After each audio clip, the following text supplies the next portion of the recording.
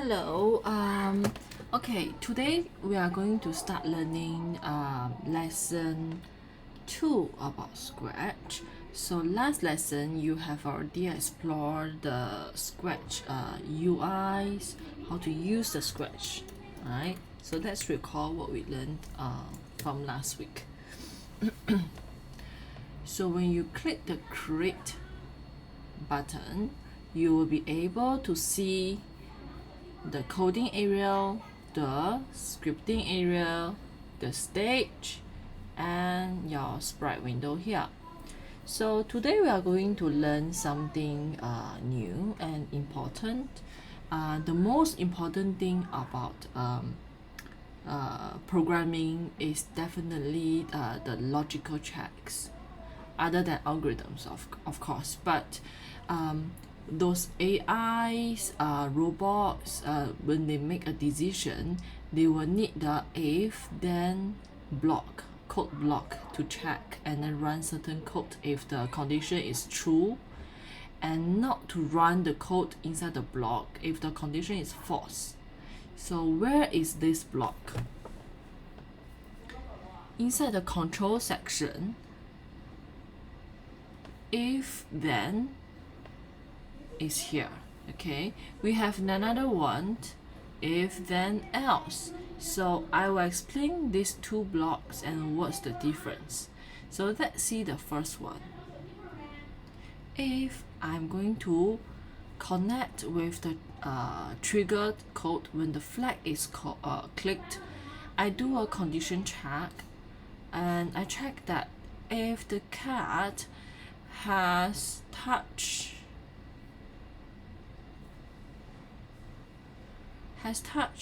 another sprite. Of course, now we don't have another sprite here because in the sprite listing over here on the right side, we don't have any other sprite available. So let's add another sprite here. Let's say usually cat catch mouse, right? So now let's go back to the code of cat, and now I'm able to select the mouse. So if the cat is touching the mouse, I'm going to make a meow sound. Okay, so when this code is run, and let's have a say also. Let's say after the meow, I will say catch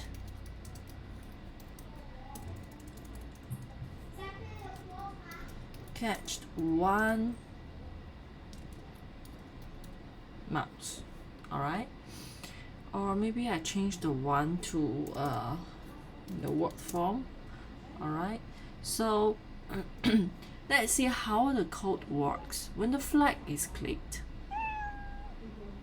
Right now, when I move the cat away from the mouse, nothing will happen.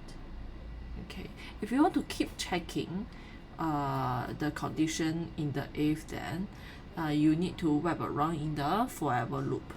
Okay, that's the difference here. So if the flag is clicked, you will see on the code of this side, it only highlighted yellow around the code block once.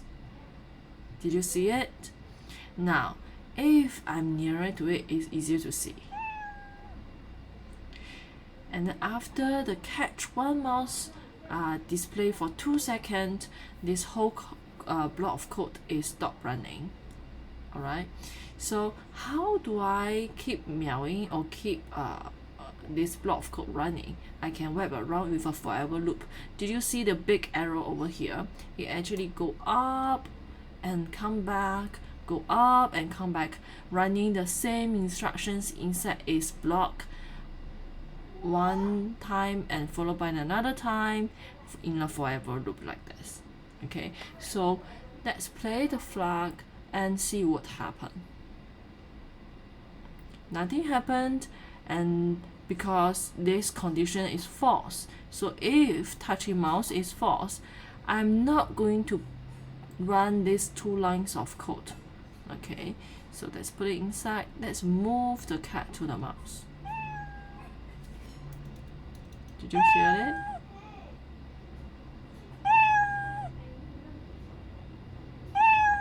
Okay, so this is the code example on how you use if then together with the forever loop if you want it to run more than one time.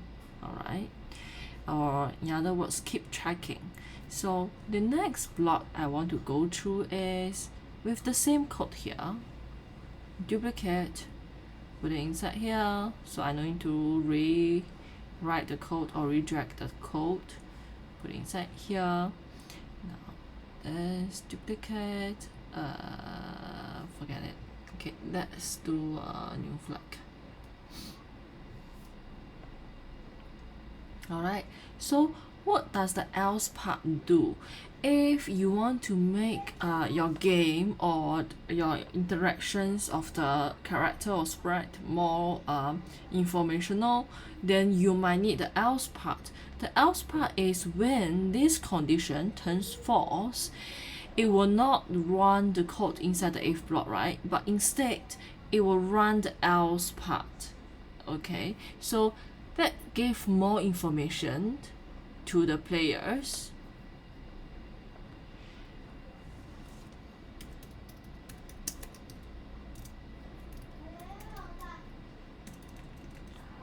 Okay, so if the cat doesn't successfully catch or touch the mouse, it will run this line of code instead of this two. Okay, let's see. Let me detach from this one so we won't concurrently run two set of code, just to observe what happened on this code. Okay, so at least player will or user, when they play your game, they will know, oh, okay, what happened is I missed the catch. So now if I wrap it around the forever loop, meaning that it will keep checking, and then the missed catch, this block of code will keep running out as long as the cat doesn't touch the mouse. See, it doesn't go away after 2 seconds, right? So let's go near here. You will see that the say changed to catch the mouse and play the sound meow. Alright. Now, do you have a better understanding of how to use if then without the else and if then with the else? So usually a more experienced programmer will definitely use this set, but it depends on the scenario. If in your game or program that you doesn't need to feedback to the user or player, then just forget about it. Don't need the else, okay? But if you need to give some feedback to the user, then please use the if else block. Okay, so next we are going to combine the interactions with the variables. Let me introduce the variables. All right, so let's throw away this one. Let's keep the more complete part. Now, how to combine the reaction of the sprite to the points? Let's say if I catch the mouse one time, I should be able to add 1 score. How am I going to do that? So here, go to the variable block. First, we will need a locker. In other word is we need to create a holder to hold the value of the points, and then the holder's name would be points, right? Just imagine these points, we call it as a variable in programming word, but actually you can see it as a locker or container, and then this container will contain a value. Regardless, the value is a number, text, or boolean. All right, so you will learn more about these data types in Python course, but not in Scratch now. All right, so just let's get an idea of what was the background of different data types, and then continue with the points built up here. All right, so here when we have the locker ready for us to use, then we're going to link it.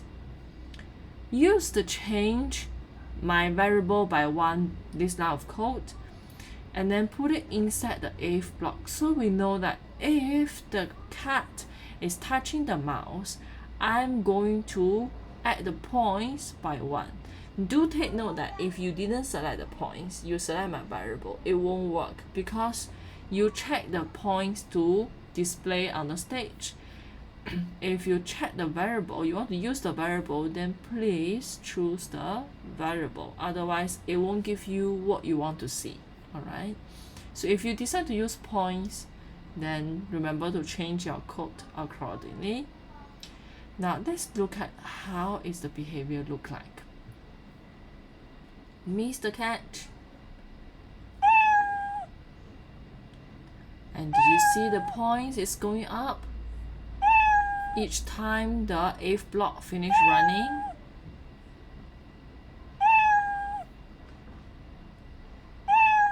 Alright, let's move away the cat to see the points will add up or not. No, it doesn't add up. Alright, instead it says miss the catch. And then here is what we do to make the points link with the action of the cat. Alright, did you see that we actually can improve the cat movement more automatically? In other words, we try to not drag the character during the play. We want to let the character to work on its own. Alright, so how to add the code?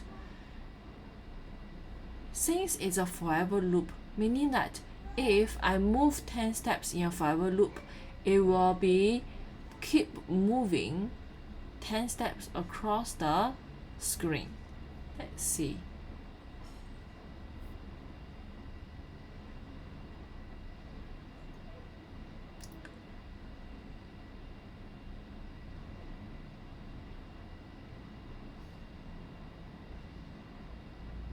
Okay,